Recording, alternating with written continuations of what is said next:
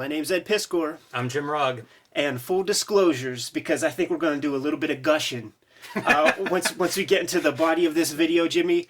But we're going to look at the Dan Clowes Studio Edition book. Fringe benefits of being published by Fantagraphics is that I was able to get this book well in advance. It comes out in February. It's like, January 3rd right now, man. So we got this book underneath this thing. Fantagraphics has published my work a bunch. But fuck it, we're going to look at the greatest artist edition, studio edition, gallery edition, whatever you want to call that format. This is the blockbuster. You're just going to have to deal with us promoting it and talking about how great it is. This is fanboy. This is me in full fanboy mode. This is like Christmas morning for me. I'll be honest, I haven't been this excited for a book, Ed. I don't know the last book that I was this excited to look through. Dan Clowes, huge influence, was my favorite cartoonist for a long time. And, you know, you talk about the best artist edition. One thing that I always think of with him is top-notch production, design, innovative thinking. We saw it in his box set when he was printing on the inside of the box set. Never saw someone else do it. Everybody could have. He actually did. He always bitch slaps me. and I did 2 slipcases for Fantagraphics before he did his one, and when I saw that he could print on the inside, I said, why didn't I fucking think of that? We did our studio edition, the Ed Piskor one, and I'm very happy with it, and I see this one, and he's sunning me. Sit down, son, let me show you how it's done, boy. So, original piece of art for the front cover. Now, we're going to go through this thing page by page. We can't call it spoilers because this is comics that have existed for a long time. Fantagraphics, don't you dare be worried, man, because we're going to sell you some books. You have nothing to worry about with us fucking showing this thing off page by page, because in between these covers, we're looking at $1 million worth of artwork, and the people who want this comic will buy this book, no doubt. Yeah, I'm looking around, Ed, to show some sense of scale, because artist editions come in different sizes. This is as big as they get. Yes. This is what would be the equivalent of 2 up. A lot of artist editions are approximately 11 by 17 inches. We're looking at something that's more along the lines of 16 by 24, maybe, something like that. I'm going to have to get a ruler. Filibuster. Tell them about the comic on the border, man. Read it to them. Yeah, along this orange border, we're actually seeing, in addition to the main piece, there's actually a comic that runs around the outside of this. It is the life of an acorn. I think probably more approximately it's the life of an oak tree. We get to see this cartoonist kind of going through the process of making his work as an analogy of the falling acorn and its lifespan. Yes, and it is good old Dan Clowes is making his comics. Childless to start. Little Charlie Clowes, man, watching Daddy grow older as he's making this comic.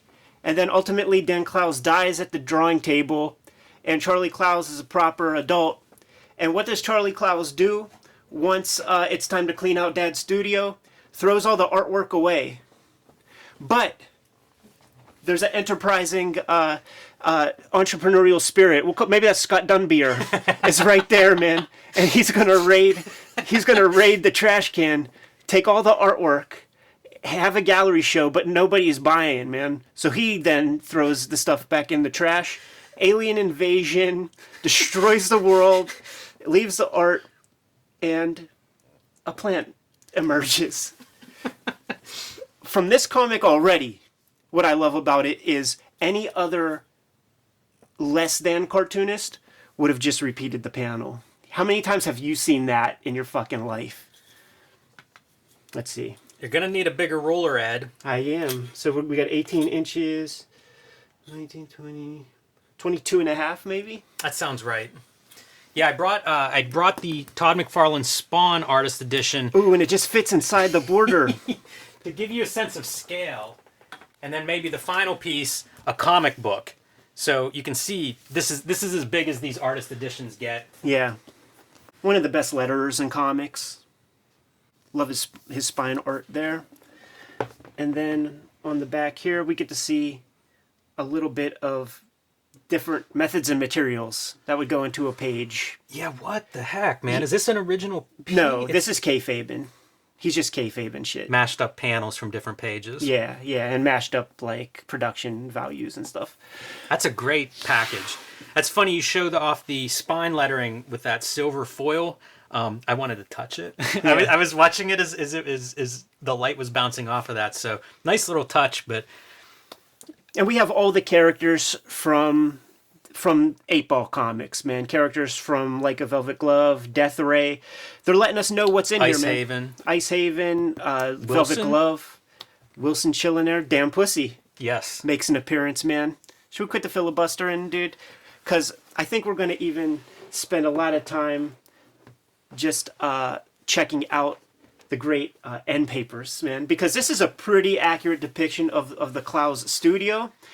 Just with the lettering that we see here, it reveals some of the things that he has in his library. So a couple years back at Angoulême, I got to hang out with Clowes, get dinner at Lorenzo Matodi's place in Paris, France.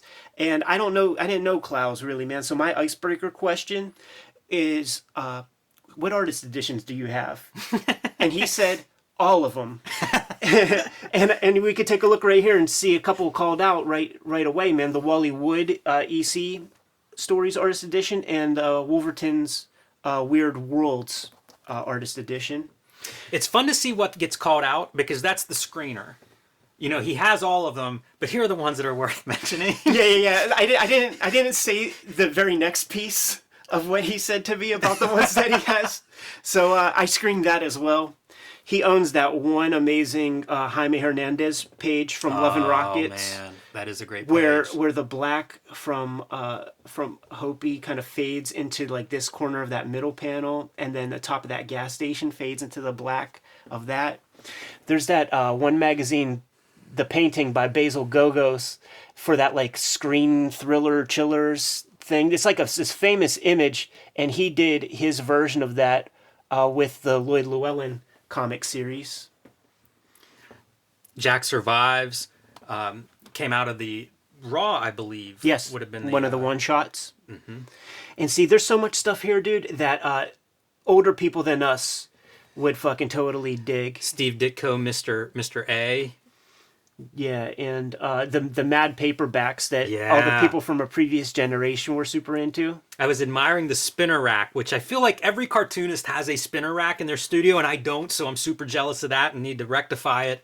But this is the paperback spinner, which is kind of a cool thing. Yeah. And, you know, he's down with the fringe benefits of Fantagraphics as well, man. So he has that 2-volume set of the Kurtzman Humbugs. This is another of the... There's the curation of what's actually on his shelves, and then there's the curation of what he's going to call out that's on his shelves. Humbug being the example there. Pretty great. He has a Julie Doucet cover. Wow. And then Johnny Ryan, whenever I showed off this piece online, he said, Clowes is a fucking genius. He has paper towels, like a rack built into his tabernet. Yeah, this thing's amazing. See, I've seen pictures of his studio probably in that comic art book, in the Artist Studios. Yeah, or his monograph from It might have Abrams. been in the monograph, but you see this space, and I remember this tabaret being like, I think his dad built it or something. I think it's a custom job, which explains why it's perfect with paper towels. Very well designed. And I wonder, are these like cut out from the newspapers? Gasoline Alley, Nancy Strips, Barnaby Peanuts. Are they cut out from the newspapers? Or it looks like it. Or does he have a grip of originals, man?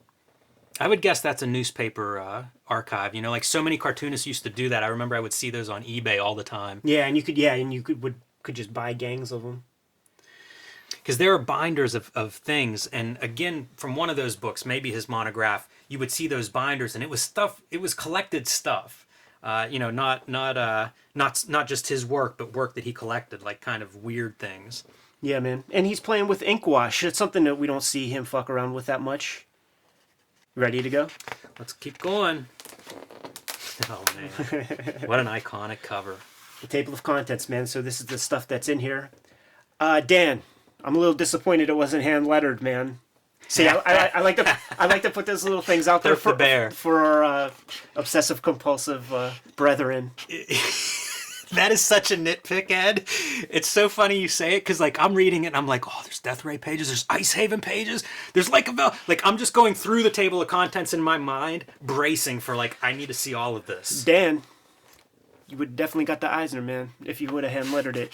You know, there's no way that whatever, there better not be like a Jethro Tull that fucking gets the Eisner for design or whatever.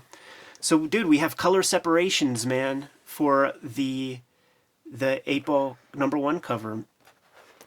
And it was, blue line method. The ink would be on a piece of acetate just like this. And this is very heavy. This is like way more substantial than the acetate that would normally be used. And here's the color, man. This gives us a great opportunity, Jim, to right some previous wrongs, because people throw terms around, you know what I'm saying? And Zipatone is like Kleenex in that it is a company that is mistaken for a tool. Gotcha. You dig? And so Zipatone is a company, and they didn't just do dot patterns. They did color screens as well. I have never seen these in the flesh. It's the archives at the Eddie P Studios, man, and this is what he used to cut the colors. If you wanted very flat, perfect color, the regular 4-color process that where the dots are separated in a big way, like that ain't necessarily going to do it. And you see, just same principle. You just cut out your shapes, man, of like what you want. And when you take a look at the original cover, like you could see the overprinting from. So this would be like a gray line method. It's like the blue line method, but it's just a very, very light transfer of the line art that you then color on top of. And because it's light, you don't have to worry about it sort of, clashing with the lines or having the lines a little bit out of alignment. Interesting to see it in this step, because it is something that all of these indie companies had different methods of doing color, and this was a popular one. Right. So how about that sketch? Oh man, there you go. Yeah. Wow, love seeing it taped up to the pieces. And now, projecting, we don't see the ink drawing for the cover here. So either he didn't want to put it here, or what I think might have been possible is this motherfucker was painting girly ties for $100 a clip, doing whatever he could to keep the lights on to make his comic. He probably sold this to some Joe Schmo for next to nothing and has no record of where it is, man. Yeah, I think you're probably right about that. There's a lot of stories of him, selling art out of his portfolio at low prices early on. It's sad to think about that, but it happens. And I guess it happens to everybody. I think we learned some things here too with like logo design and stuff, like it's pasted up. Mm-hmm. So you can do some sketching on a piece of trash paper and perhaps light box onto a fresh sheet, and then apply that stuff onto the final artboard. What are you looking at, Jim? I was looking at the Fantagraphic Books lettering. That's pasted on there very small. You see the ink coming off, so I was like, he didn't hand letter that, right? And he didn't. That's pasted on there, but yeah, it's hard to say much about it. It's very perfect looking. The cleanliness of it is impressive, even with the pasted up logo. And by the way, that logo not pasted up. Yeah, so, done right on the board, man. Same with this one. Yes. Mixture of brush and rapidograph pen. Very, very straight lines with no bleed. I wonder about his lettering. We've looked at, he's famously, there was a letterer at Pratt that he was impressed by. Yeah. Who wrote a book on lettering. That was a big business for certainly pre-desktop publishing. And so it's amazing. He's one of the best hand letterers I can think of in comics. So it's incredible to see how clean these are. There's a little bit of faint guideline, but he's lettering on the board. It's not like that's a light box. When we were talking out there in France, he had some newer pieces that had beautiful title lettering, and I asked him like what one of the things that impressed me the most, and we're getting into the weeds here, man, because this is the artist edition for artists, so we're getting into it. But when he would do this title lettering, I was always marveling at his S's. Yes. And the B's and D's, because now you have to find French curves that are evenly spaced on the inner part and the outer part. And I asked him like how would you do that? Like what's the move? Is it a circle template? Because some people would do that. He would use that on some, but he said there's a certain point in the night where things are flowing, and I do it freehand. So bear with me. You're going to see me get into the screen for a minute. I just have to take a quick look and just see, because these are all templated out. I do. You know what? This is freehand. Yeah, I do French curves for a lot of my lettering for this kind of stuff, display lettering.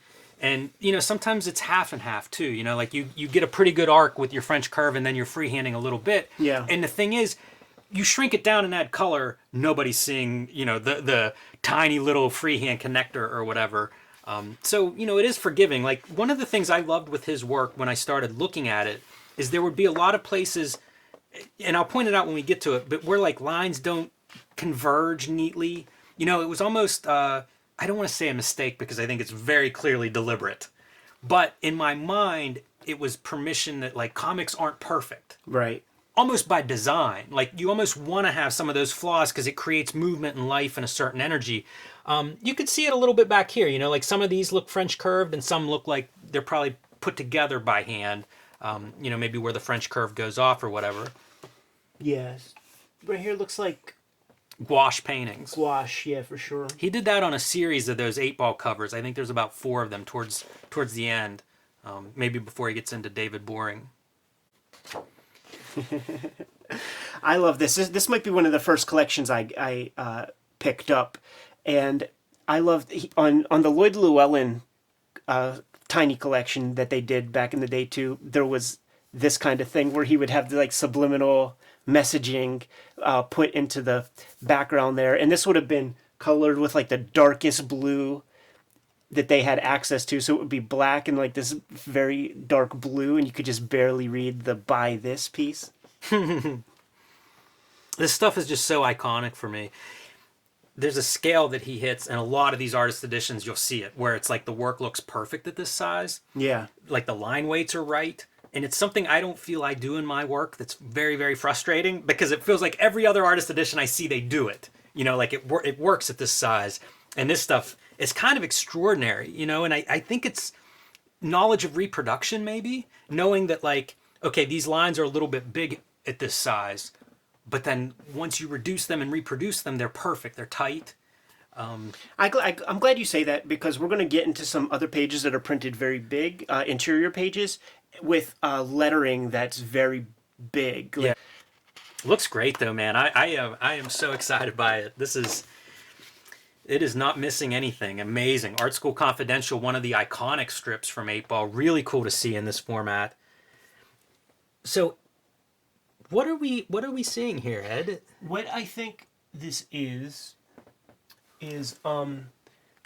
I saw cracked magazine pages from the 80s and stuff, and these would be indicators to the separator to, like, create tones. I don't remember, was this printed in color? No. We need to see how this was printed. But I think, like, you could often mistake a gray tone that was done by the separator for, like, a Zipatone, like dot screen.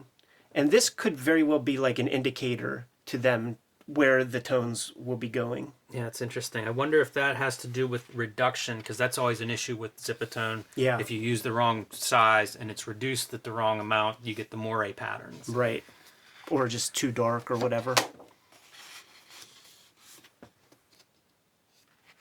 It's amazing to see this story in this format. Yes. I feel like this is a story that I have looked at a trillion times.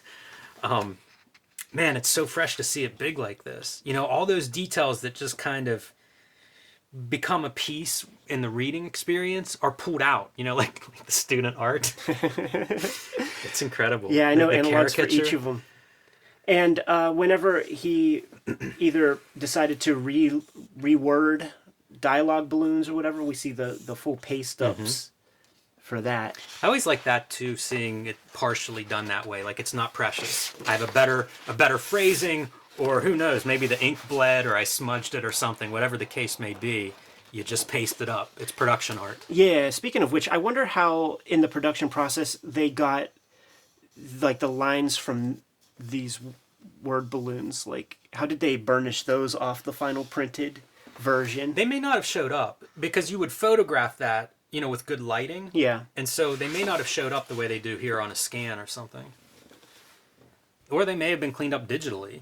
That would have been mid to late 90s whenever that issue was published. So Clowes is like one of the great Zipatone users in comics, man. Awesome to see some zip works and to see how the zip has aged over time. You know what I wondered on the Art School Confidential was if zip had been removed. Right. I don't think that's the case because of the different values. Yeah. You see a light and a more solid ink. I think that probably is something to indicate to the, designer, printer, separator. It has an ugly yellow that is like a sticker. Is like glue. Yeah, but I don't know if it would be different values. I'm not sure. Yeah, Clowes, let us know. God damn it. Some of his early ink wash. Yeah, the ink wash is fun to see. That variety of approach is very interesting. Interesting that it's all on the board here, because there was a certain era where they would have to run the thing through a photostat machine to get it into a dot pattern, to turn it into line art, and they wouldn't necessarily like want to run these tight lines through that photostat screen because it would fuzz out the lettering. So I wonder if this is like photographed as well. I honestly can't say. Yeah, or if the technology just got perfected over I time. keep thinking like cross-referencing times, and like the dates on this one is 1992. So in my mind, it's like this is Image Comics right? Yeah, era. Yeah. So the computer was in effect. It's funny to see him go from ink wash and from screen tones to now like hatching to create all the various gray colors. That was like, one of of a the variety of approaches. That was one of the great things about 8-Ball Comics, was just to see like you never knew what you were going to get, and to see all the different styles. And remember how big it was when color got folded into the process in little drips and drabs. So this is fun. Is anytime you get to see white out, I get excited because it means they're human. Yeah. So whiting out this border makes sense, but also all of these like various crop and bleed marks. I do that sometimes with stuff now, and there's no exact reason to, because I'm going to scan it. Like I'm going to have the file set up with that information, but I like it on the original art, and it's because of seeing original art with it. It has a certain look. It's like it's production art. Man, the title lettering is just glorious. This is great too, seeing the Indicia all hand lettered, 1993. Yeah, when he's still using that serif font. Some more gouache pieces. And this looks like, is this the line art is taped down on top of the color? Is that what we're seeing? I honestly don't know the answer to that, Ed. You know what? No, that's the gutters. Oh, and then there's like tape in between the gutters, man, so that he doesn't like bleed over. Or so that if he did bleed over, he could just put that tape. You know what? It's probably added after the fact to clean it up. There's Right. a lot going on here, because if you look like this lettering, you know what? I thought it was pasted down, but I think that's white out. Like he may have corrected that line around the word balloon. Yeah. Similar to the previous page where he had whited out a border. I don't know. This might all be one page. I'm not sure what those pieces are. That's tape of some sort. Yeah. Clowes, we have questions, man. Get on the Kayfabe channel and let's chop it up, man. We have things to discuss. Yeah, this would be so much easier if he were here. Come Yeah. on. Yeah, man. You want to sell books, don't you? He could give a shit. Zubrick. More zips, man. And I'm just picturing young Dan Clowes, because he would talk about it in the letters pages, man. When it was worth noting when he like ran out of Zipatone, he's like, yeah, I just don't, there's no more. Yeah. And I just imagine young Dan Clowes like cutting these out and like really trying to make it last, or like, fuck, man. I'll like, tell you what, this is the kind of like, this is such detail work. I mean, Ed. Yeah. For anybody watching at home though, like it's perfectly cut. Like it's fitting these curves and things. You know, we were talking about French curves to make a letter form, but it's equally, you know, having it line up perfectly. That's real work. Like, this took us some time to apply this Real time Zipatone. consuming. Also, I'm impressed with how detailed this work looks at this size. Because I don't think of his work as overly detailed or labored over, but it's very full on the page. And variety of sizes of paper and originals I find interesting. Yes. So what is this? You think it's gray gouache? I cannot tell you what this is. Or is the original just a lettering? I don't know what this is. Yeah. It's very weird because it looks like it's a transparent overlay or something. Man, I wish I would have brought my 8-ball run so we could be like comparing things. Yeah. This is really interesting to look at. This is such a strange piece. And I'm trying to remember exactly how it looks in the printed form for that reason. You know, because it has like a weird, dreamy, eerie quality. Wow. Man, that's big.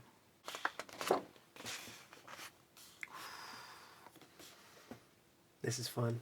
These were the iconic pieces when I first started buying 8-ball, and I would read these, and it's like, this is when I fell in love with Dan Clowes' art. Yeah, and this was, I remember him talking about like using like graph paper or something, and Lloyd Llewellyn was graph paper. I don't know about this. just the symmetry of the eyes and stuff, like Maybe in an sketch underdrawing, form. yeah.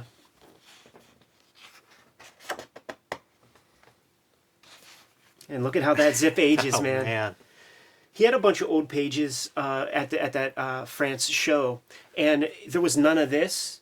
And I asked him, like what?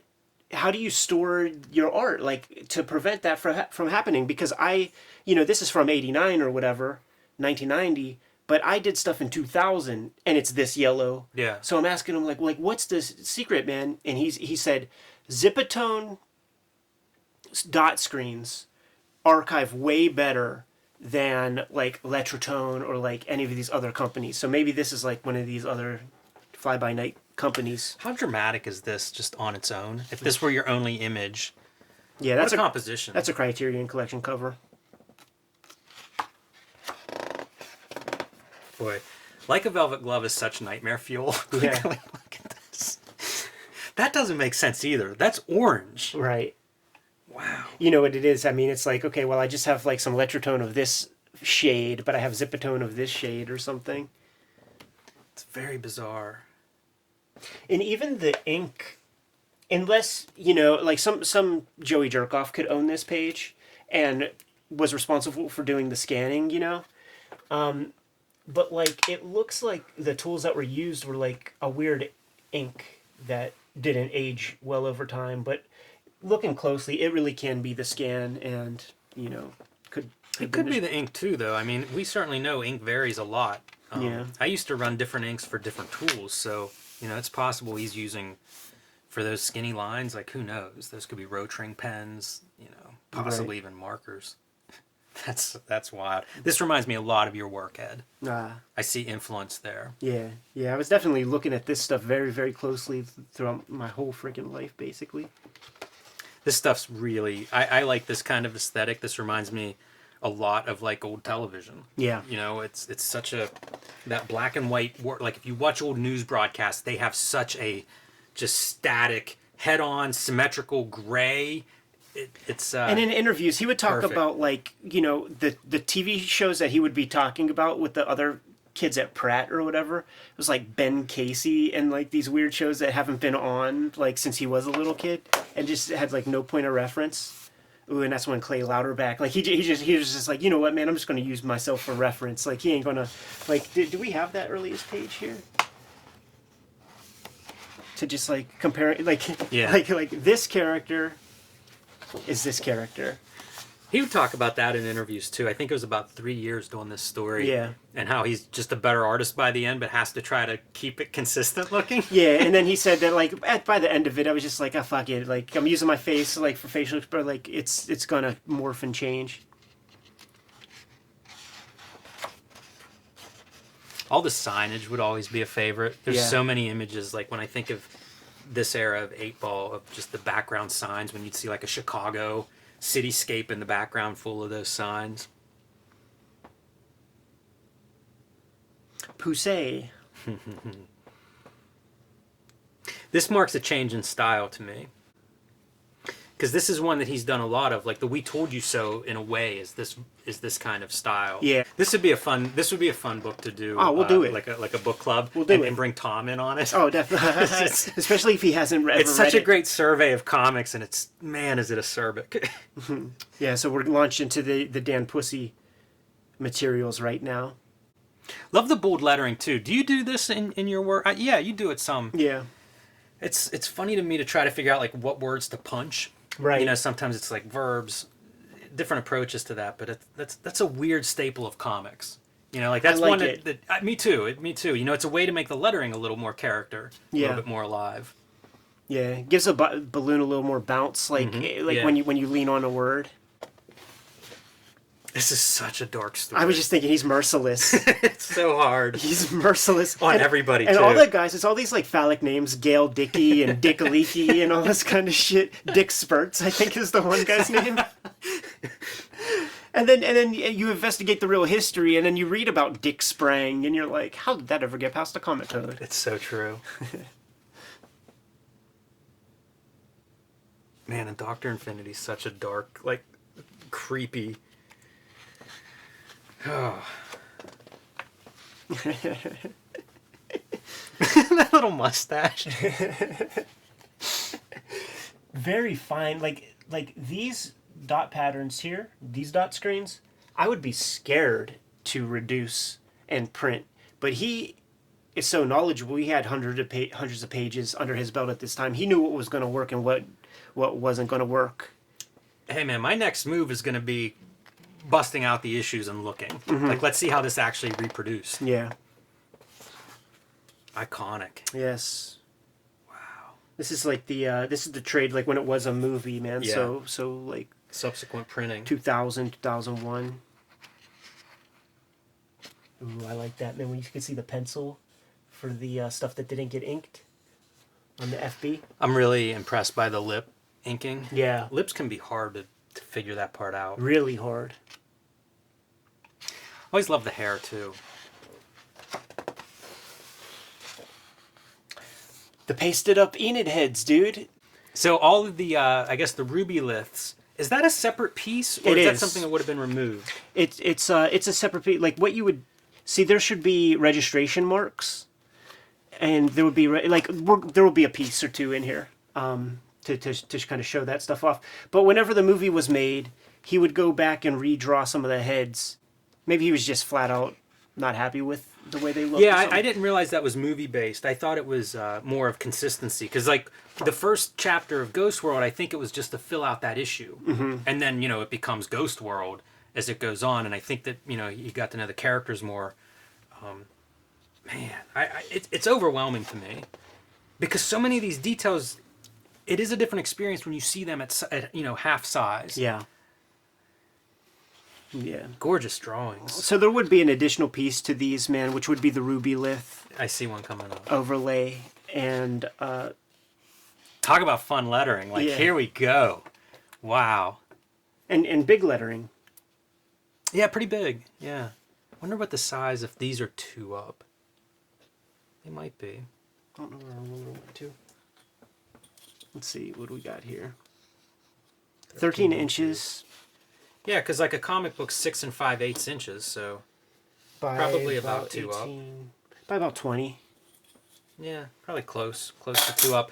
Love the collage style because look closely, It's lettered. all drawn. Oh man, all the titles are just so great. Totally. I always love this one. That one ought to have some pencil line around it. I would assume, right? Little bits. Oh, Clowes cheated too. He used white out on the edges. Letting everybody know. I take back all of the good stuff we said. See, that face to me looks like an older one. Yeah. Like a pre-cleaned up, a little more cartoonish. So here you go, man. Like every All page, right. every page would have had this, and this ruby lith or amber lith, depending on which one you got, would come on a big roll. You would cut your stuff off, man, and then marry it up. You see these registration marks. There would be registration marks on the acetate overlay too, so that when the printer got hold of it, they would match up the registration marks and print from it. And very often it would print this way or like that. This is incredible. I was talking about the screen tone being like, look at the perfect cutouts. Yeah. He's just showing off. Yeah, that's when you're amazing. cutting out that lettering. Yeah, that's totally amazing.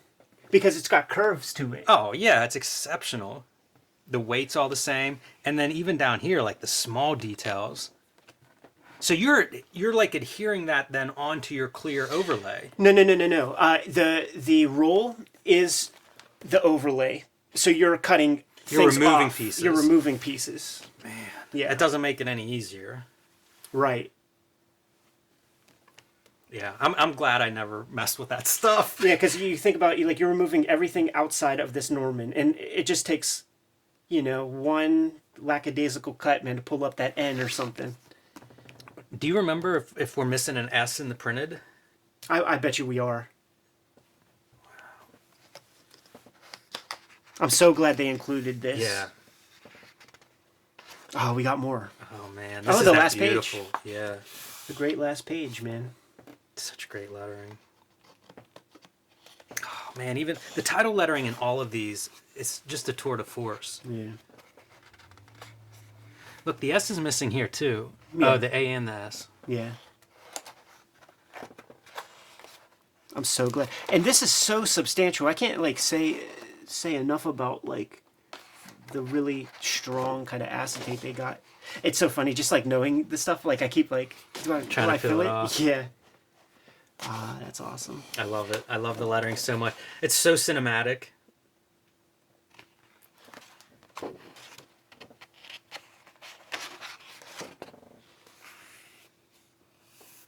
Another inside cover piece. And the great caricature. Yeah, where are we? 1994, still with that hand lettering. First printing, nice.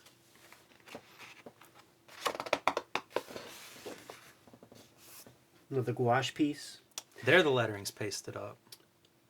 And once again, is that an overlay? Or is that... I have no idea what that is. In some places, it looks. like a plastic, right?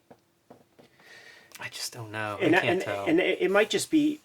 The lettering might just be pasted onto that over. If that is an overlay, it might be just the lettering that's on that. I'm maybe. mad that we don't know exactly what that is. Yeah, Clowes, let's do lunch. So David Boring is when I started buying 8-Ball off the rack. I think parts 1 and 2 were out at that point. So 3 would have been a new one, a couple months into my starting to buy Dan Clowes stuff. And I would just go back and buy whatever issues of 8-Ball I'd come across. Totally. It took a while to sort of find them all. Yeah, and that would be around 99, 2000. And I remember this being extensively grayscale. It would be Zipatone. It would be grayscale because that's when he got the other John Koromorda or whatever, who sort of he attributes with teaching him a lot about the computer process for doing SEPs That makes sense. and all of that. Because man. it's there's so much grayscaling on there. Yeah. And this is that piece Under a Silver Lake, the movie that I say the guy had to have read this stuff. This sequence is in there. It doesn't accidentally get in there. I'm sure it came from this. Man, inspiring Shia LaBeouf, inspiring your Silver Lake guy. Not my Silver Lake guy. Yeah, man. I thought I saw that on your mantelpiece. You know what? I do like him. I think that's the guy that did It Follows. This is one of the panels that was huge for me, where what we were seeing in the panel would create this dissonance with the text, and this was always an example for me of that being very effective, where it's you can really use your images and text to be giving information at the same time, but different information. I always think of that panel.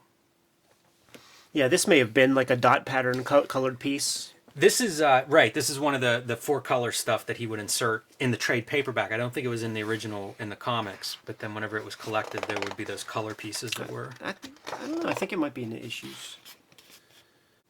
So wild. And he said that this is like Nabokov inspired. I love all of this scenery because it's cartoon shorthand, right? Yeah. Like it's like just loops, for a bush outline. The water, it's just kind of the brush strokes, but it all adds up to a perfect landscape.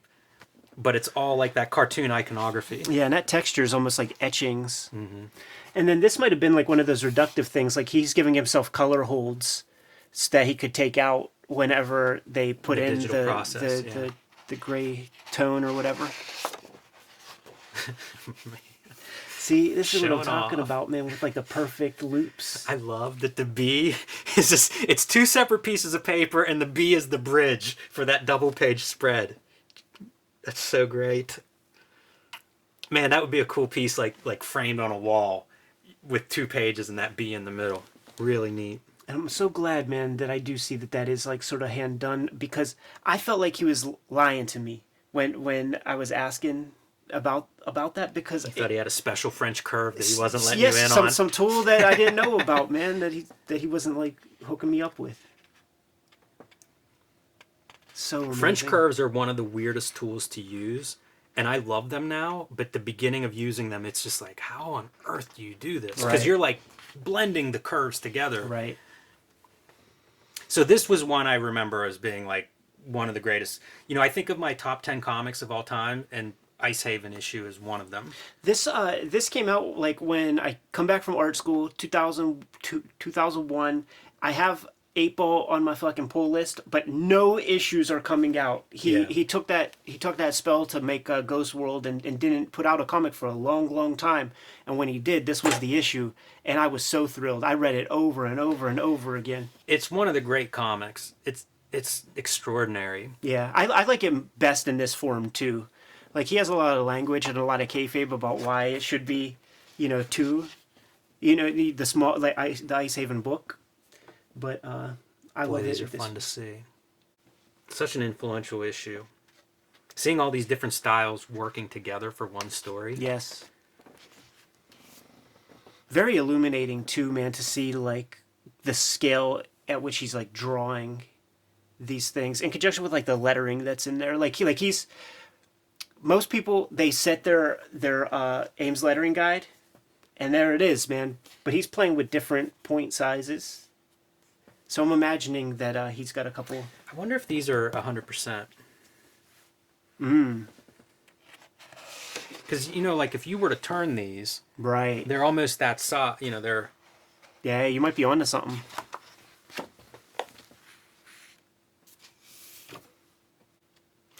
Such a good comic. This reminds me so much of Barnaby. Totally. And like I had no point of reference.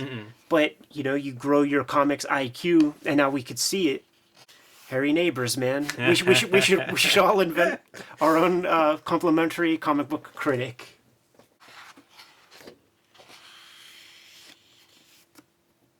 Leaning heavy with the brush, with that bunny. But it's interesting when you look at it this way. It's like the bunny gets the bold line, and everything else kind of gets like a thinner. He would talk in interviews about that brush, around this time, and probably up into Wilson. Not sure the exact timing, but some of like the Comics Journal interviews, there was a big one around that time, and talk about the virtues of the brush and kind of working big with that brush. And you do start to see it. That bunny's a really good, it's kind of a looser drawing. As loose as Clowes can get. Ain't that loose. Nice to see the return or the application of the font. This stuff was big for me, and he's not the only guy that's playing with the formal elements, but seeing that is really informative to me as a young cartoonist, starting to make my work, is that like all these pieces, you do control all these pieces. Right. You can have different lettering styles in the same story, and they mean things. It's different character perspectives, different narrative point of views. The Ice Haven issue is like the test run, but when it gets to Death Ray, like he's putting all that stuff to like he just has more command of that. These kind of characters, he brings everything into this issue. Like if you look at the first 20 issues of 8-Ball, there are pieces of all of this, Sure. but they're like standalone pieces. Yeah, like Harry Neighbors, that great character that Pussy-ish. Yeah, and even like the televangelist and stuff. Like all these characters that would talk to the reader and were kind of this meta character. I feel like Harry Neighbors is, you know, the culmination of a lot of those characters and that type of cartooning and weird language. I always like this, man. His address, of which I definitely sent stuff to, and very embarrassingly. Yeah, I did the same. Don't bother going there. Just turns out it's a mailbox. and that's in response to him. Like, he had people show up at his house before. There it is, man. Talk about iconic. Here's the stuff that would always baffle me. I don't know if it's showing up on camera, but this, just the collar part is a paste up. Yeah. And you can see through it barely. It's like, oh, this thing extended A little too far. this much further. Yeah. How do you look at it and be like, oh, it's 1/8 of an inch too long? Yeah.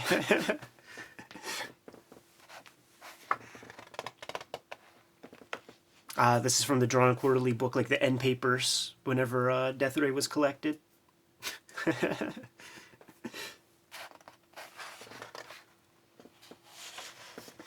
Interesting how, like, some of the paper ages better than others. Yeah. Boy, these are big pages. Yeah. You see them bleeding off of the edges. Book is printed big. Yeah. Yeah, Death Ray, I bought Death Ray, the comic book version, Yeah. at Mocha one year. It was like, the, you know, debut or whatever. And I was smart enough back then, if there was a book I wanted, I'd buy it the morning before the show even opened. Very important. Because it'd sell out, you know, that day it would sell out. I'm blown away. It's mind-blowing to see the scale shift. Like how much detail is in that very little panel and then how it works next to a panel of this size. That's hard to like make those things work right. I can imagine that it takes a week per page. How great that is. Like a little bit of how much brick do you have to show to do the brick? Same thing with like this bathroom floor tile. Man. Yeah, it's cartooning, man.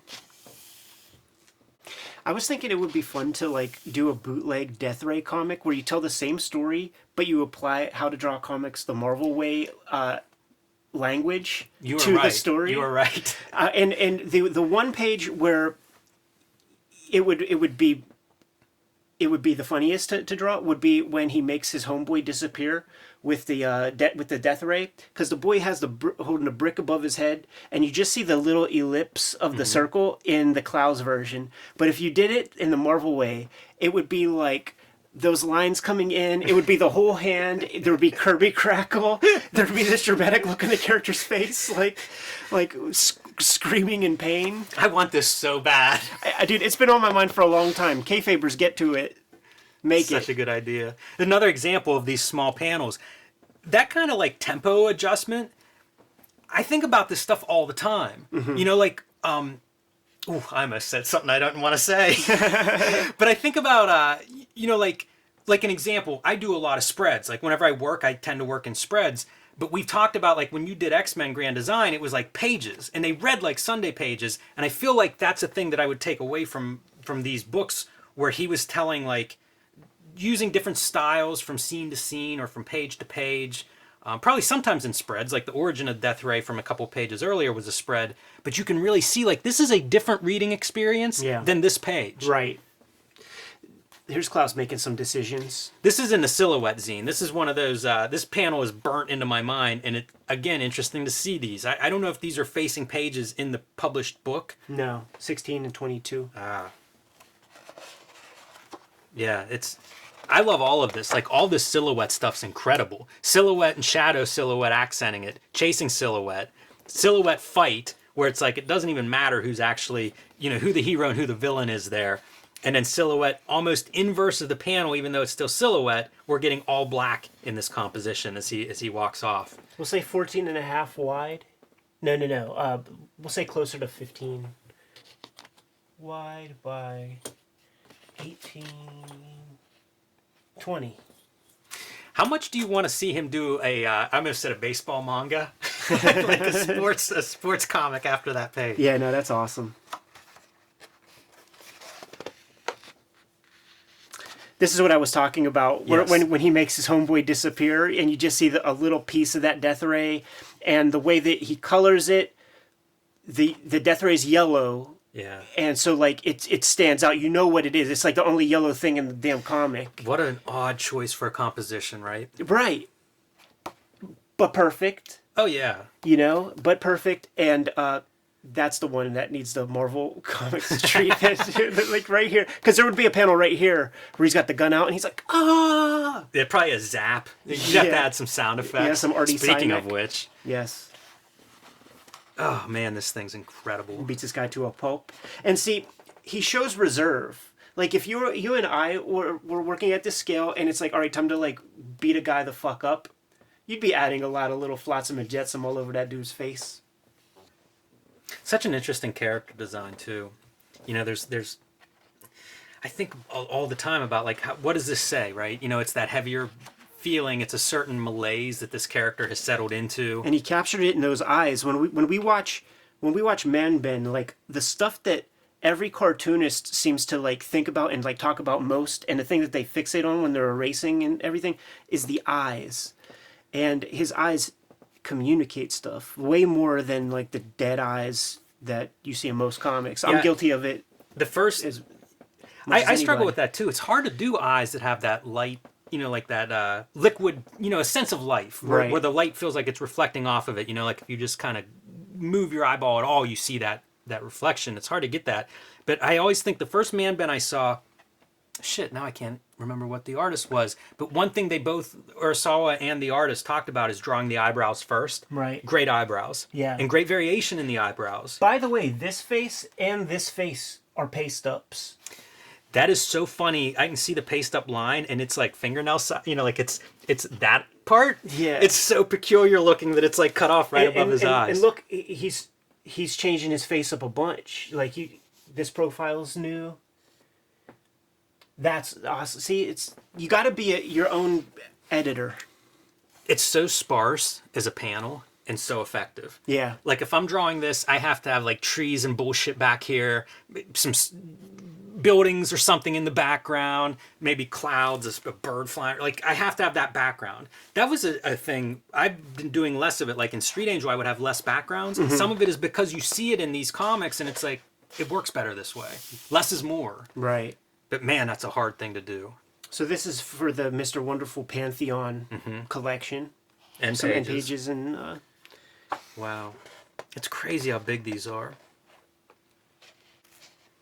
Oh no, you know what this is? This is that time... Oh, that is Mr. Wonderful. It ran as a time. Yeah. It was an online comic. Right, yeah. This is... Jaime Hernandez did one. A couple Seth. people did them. And then it was reformatted for that book edition. Yeah. Pad up that page count, Danny.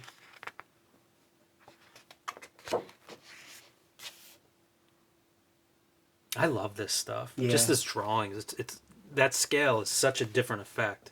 I love seeing it. Forgive me if I take a look close to try to see if I see perspective lines and stuff. If he's abiding by vanishing points and whatnot. So I don't believe he does. Doesn't look like it. And I think that's part of the life too. Yeah. Because if you think of how wide this is, so as a reader you're sort of moving across. Right. Your points would be shifting. And if you have a static point, I feel like it has a deadening effect. Mm-hmm. It's weird the stuff in comics where it's like technically this is wrong, but it reads right. Yeah. And you know, foreshortening's that way. A lot of what Kirby did is that way. And I think that a lot of what these guys do perspective-wise, where it's like you cheat here or you're using changing perspectives, it works for other reasons. And I think this is around the time that he's using a lot of the brush. You know, especially on like these big drawings, like you can just imagine that loaded brush with ink, like, you know, that looks like one giant brush stroke. It's amazing. Wow. This was a promo poster, I believe. Right. That could be the front cover, no? It might be. Yeah. The lettering isn't. No. But I think they did a pretty big promo poster of that image. So this is going to be fun because he's playing with a bunch of different tools and this art looks styles. like how thin does this ink look compared to like the solid thick blacks that we've seen previously? Yo, Dan, what were you doing? Using Higgins Black Magic? How about using a brush pen? Oh, I don't think so. Yeah, I don't think so either. Yeah, he wouldn't use that Pentel brush I was thinking pen of as that diarrhea. of like him drawing it, you know, away from the studio, but I don't think that was the issue. Yeah, Great it was written silhouette. away from the studio. Right. That kills me, man. That's amazing. Look at the perfect black ink, too. Yo, Dan, what kind of ink do you use, man? Bigger lettering on these pages. Yeah, and you fill it in the printed page, too. Different size. I remember when Wilson came out, and there was kind of there was a certain critical response It's about because 18 and a half. Wilson's such a misanthropic character. Right. And I remember being so mad at some of the critical reviews that would be critical of it because the character was unlikable. And in my mind, it's like, that's not a bad character.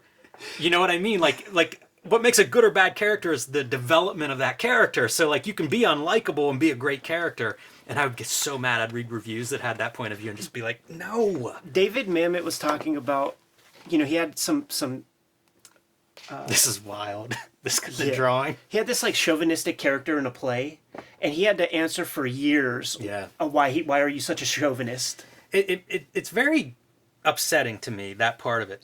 Again, the silhouettes. It's just incredible, those silhouette drawings. A little bit of reduction drawing with white out. He's done that throughout. Mm-hmm. That's something I really don't do. Probably I should. Look at how bouncy that is. Mm-hmm. And that's the thing about Wilson. If you guys have never checked this one out, like, you know, one page could be him in a taxi with this guy in this like little bouncy car. The next page, it's this realistic car and everything. Hey man, how much is this a reference to like the Miller Dark Knight, right? The backgrounds, right? The iconic scene in the cab of the guy taking the money and Batman pulling it out of his pocket. Yeah, that's where my mind went immediately. This is interesting. Oh, this is all interesting. So not too much spotting of black here. Yeah, stylistically, this is such a departure. Yeah, almost like etching. You wonder what he's looking at. Yeah.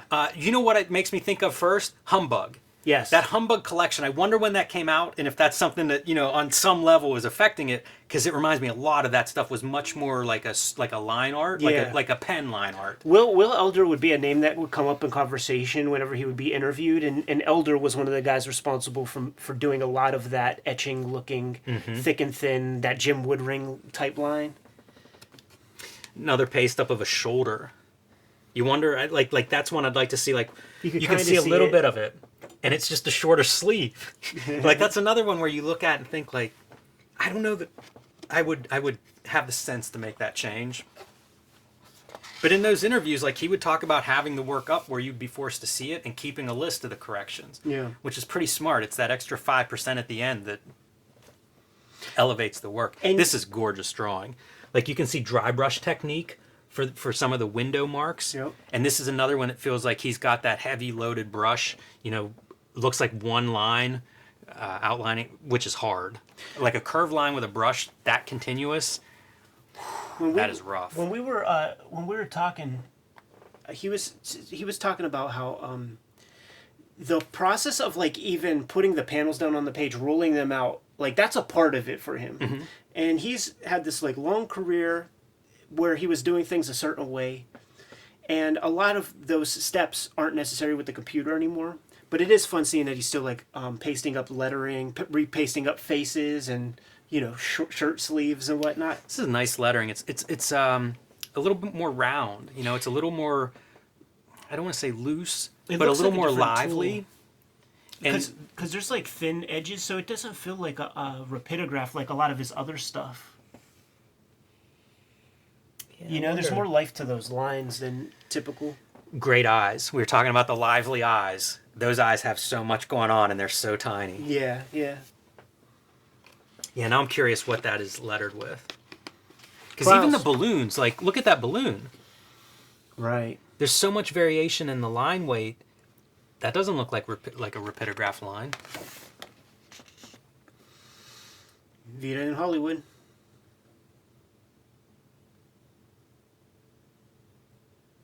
What is this from? I don't remember.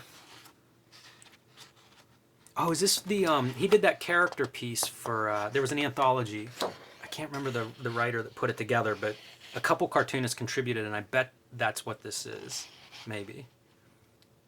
Although this looks he also did like Darlington Sundays. Yeah. Remember them? I think that was in the McSweeney's anthology. Right.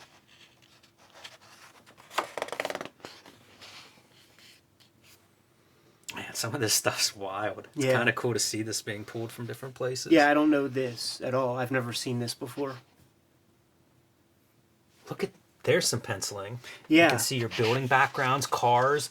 What is this? This is like an incomplete strip. Because, like, his leg's not even finished. The bushes aren't finished. Right. And check this out. Like, this is real interesting. Like, where he's giving himself, like, little indications of what should be.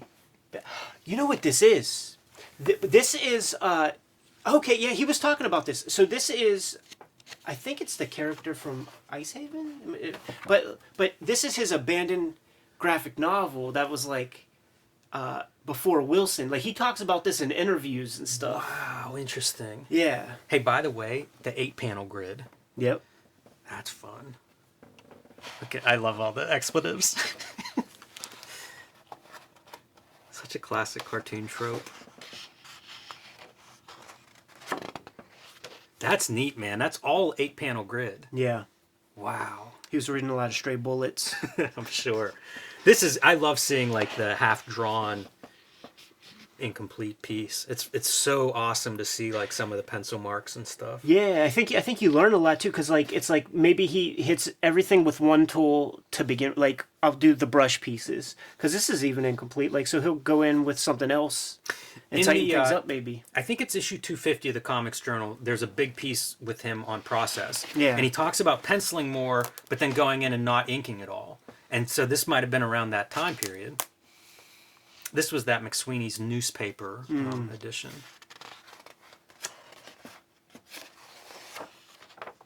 Wow. So this would be, and he would do this a lot with his stuff where, you know, Amberlith is out. Plus, you can't even do this with Amberlith. Mm-hmm. So you do it in Photoshop. I mean, you do it practically. Then you scan it into Photoshop. You could change this to whatever colors you want. Exactly. Yeah, I did an homage to Clowes on an early Street Angel back cover and did that exact technique. Yeah. This is beautiful, though. Love the cover. So perfect. I wonder if these are to size. Because I know these were... This is amazing. Yeah. I'm going nuts. Like, I can't... That's just incredible. Wow. Even, like, this was the initial promo stuff, the leaked pages before the thing came out, and it's like, it's a bet, you know? It's a dick inside of a pussy coming. So you know, and then it's the pregnancy test, and it's like you have to imprint your own emotions on their faces as they're going through this in a way. It's incredible. This is one that would be great to do a book club again with Tom. You know, yeah. Like there's Charlton kind of Ditko-esque elements of this. Like this whole thing is sort of that way with the silhouettes. It's so interesting, and the lettering, it looks perfect. Like this looks like produced by a machine. I just realized that's like the little cervix hole. I'm about to throw up. I'm surprised by the scale of these. Like that's a pretty large drawing. It is, man, and it's a different size paper, so I gotta take a look again. It was mostly drawn at. Okay, so this is bigger than like the Wilson. At about 19 inches by 14 3/4. Might be reduced to fit in here, right? Because that's an odd size. Yeah, I don't know. Did you say 19? A height, 19 inches? Yeah. So like there's 19 by 24 is a standard size, so it's possible that's what he's coming up with. The 12 not being right, but the 19 being... Did you say like 19 by 14? 14 with extra. Like it's like 14, almost 15. That might be a size. 17 by 14 is a common size. I'm sure he's cutting. Like there was a time when you could only get sheets this big, and you had to cut down every page. True. I used to hand cut all my paper. And you have to cut. That's for the birds. I'm sure. Well, I'm sure. Like I don't see the stamp, but Chris Ware yelled at me for fucking not using Strathmore 500 or whatever. Yeah. And that has the stamp, and I bet you he uses that too. And that only comes in big ass sheets. Yeah. Like you can get like 22 by 40 and stuff. Yeah. Yeah, no. What is this end page? No. No. See, like, do you think there's some perspective in there? I kind of do. You know what? This looks off, though. We could solve that. Right here. Get your pencil out and so here's your eye line, right? Because these two are converging somewhere. Boy, that's close. Yeah. Like, at least for these pieces, that's close. He's Kayfabe in that line. That one's... The big ones... They're close. The big ones... The close is what? You're eyeballing, right? If it's close. Because this street curves. So once you get back to this building... Yeah. that's not going to line up Right. with your same line. It would be these lines, and then who knows? And then there's other stuff he'll do like I would never just draw like the one like the front edge of the banister piece, but like he does, and it works. Yeah. You know, like you would draw the other side, right? That you would see. Yeah, I would go too far with it. The panel borders are getting very interesting to me on here, and also there was a previous one I wanted to point out. Panel borders. Nah, we're in it, man. Yeah, whoever's watching at this point, but look at how this line tapers off to nothing. It's a brush. This is a brush, man. You think he's doing like a bevel, like an edge? Remember how to draw comics the Marvel way? And I've done this where you hold up a ruler at an angle like that, and you run the metal part of the brush along that ruler edge. You think that's what he's doing? Because, dude, that is not a fun. But you do that once and decide. He's probably using the tape. He's probably using this gimmick, man. You just keep it raised up and then do it. It'll prevent the ink from getting underneath. It's tough. That was one of those great the moments when a book comes out and you just sit down and get to read it. Right. You know, like those are rare. Like I read stuff in pieces, or I read stuff after the fact, and I hear about it. In Patience, it was like I made a night and read it. Clowes books are event books to me, and I had a terrible cock tease with Patience because I did a little teaching tour in Denmark. They had a copy right there in the office. You should have sent them some busy work. Oh, was it in Danish? That is very thin ink. Look at all the. You know what? He's not wasting his expensive ink on the black. Like he's like, the black will get the Higgins treatment. Hey, I assume Dan's watching this. You know what you do, man? Leave the cap off your ink for a couple days. It'll thicken up. Teach Dan how to ink. Oh man, this is a page you would want in the artist edition for sure. Gorgeous. Just as a standalone image. If you don't know Dan Clowes and you just come up with, if I showed you a book and I was like, hey man, check this out. Amazing. Yes. Like drawing a head at this scale, that's an extra skill beyond just drawing. No doubt. So I wonder if he draws it small, because I'm not, in none of these pages I see very many errant, sketchy pencil's very marks. loose. I mean, he's drawing a lot in the ink. So did he draw this small and blow it up? He definitely, like, the stuff that was on sale. You can see erase, like you can see pencil marks were here and erased. Mm-hmm. So like there's some drawing that, like he's working it a little bit. He works a lot on tracing paper, to do like roughs and stuff. That was basically what was on sale at his art show in France. Yeah. Like roughs and stuff. Before you flip this, Yes. I've called out several of the great silhouettes. I would apply the same thinking here. It's the negative space piece of it, but that's what I see when I see this is, these are silhouettes. They just happen to be in the negative space form of that. Pasted up lettering. No heavy blacks, no solid blacks on the figures. So like this is just more of that negative space than of silhouette. Right.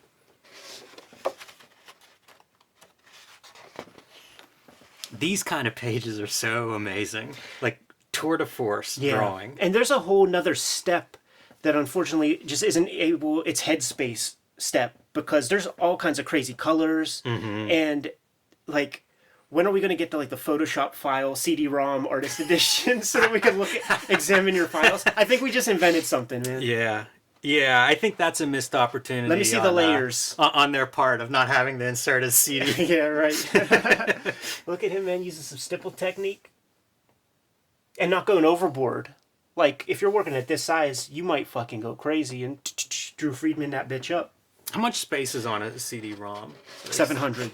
Yeah, so like you would have to probably reduce the file size even.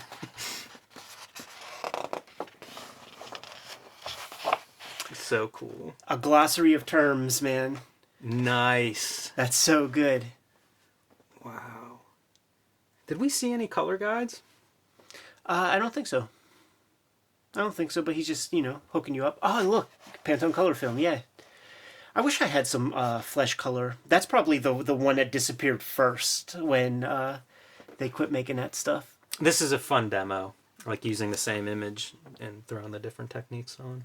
Yeah, I wonder if he had the kayfabe. He definitely did, because Yeah, I that was that ain't that ain't I thought the the same color stuff. of Ruby I was Lift. thinking the same stuff too with like the screen tone because Yeah, I know that's too digital screen perfect. tone and that looks like digital screen tone. Yeah, that's too perfect. But still pasting up, and it's almost like you would have had to have gone to like a photo bureau to like create that typography, but now you could just do that on your inkjet. Or in Photoshop. Like that can all be like that's all added. Could be added digitally very Right. easily. Right.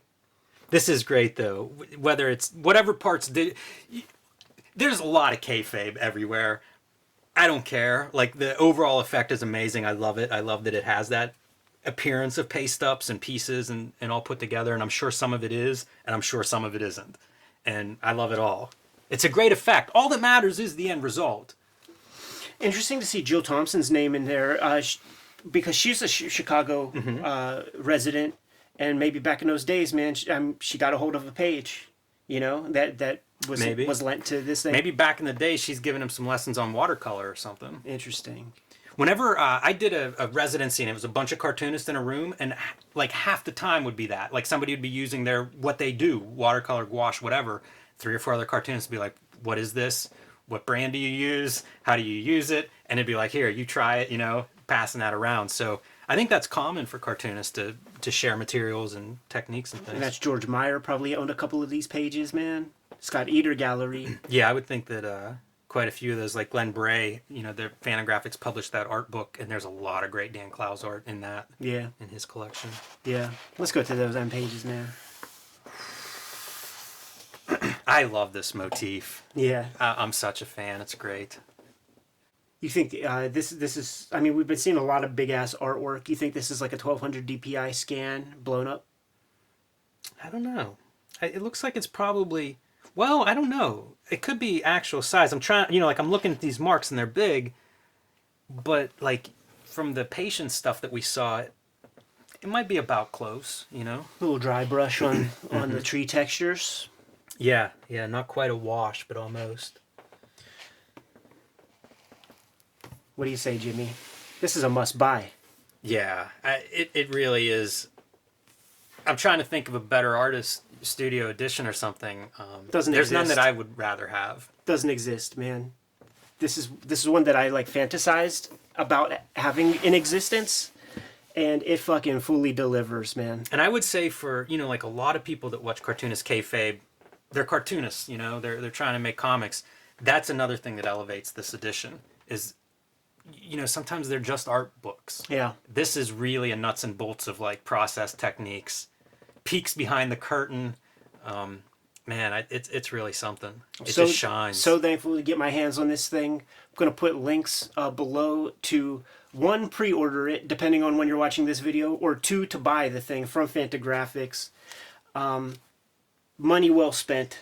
Hey, thank you to Dan Clowes and Fantagraphics and everybody involved in making this thing something, because I love it. I'm so happy it exists. I'm thrilled, man. It's really cool. Tell me you're not juiced up to get back to drawing some of your own comics, Jimmy. Yes, and maybe redrawing some of the pencil pages I have at home to apply some of what I've seen in this book. Kayfabers, like, subscribe, and follow the YouTube channel. Hit the bell icon. We'll let you know when the next vids are available. You can pick up Cartoonist Kayfabe merch and t-shirts at the links below this video. And I have to spend maybe a couple hours with this before I get back to drawing, so I can put my nose right up against these pages. Jimmy, give them the marching orders, dude. Make more comics.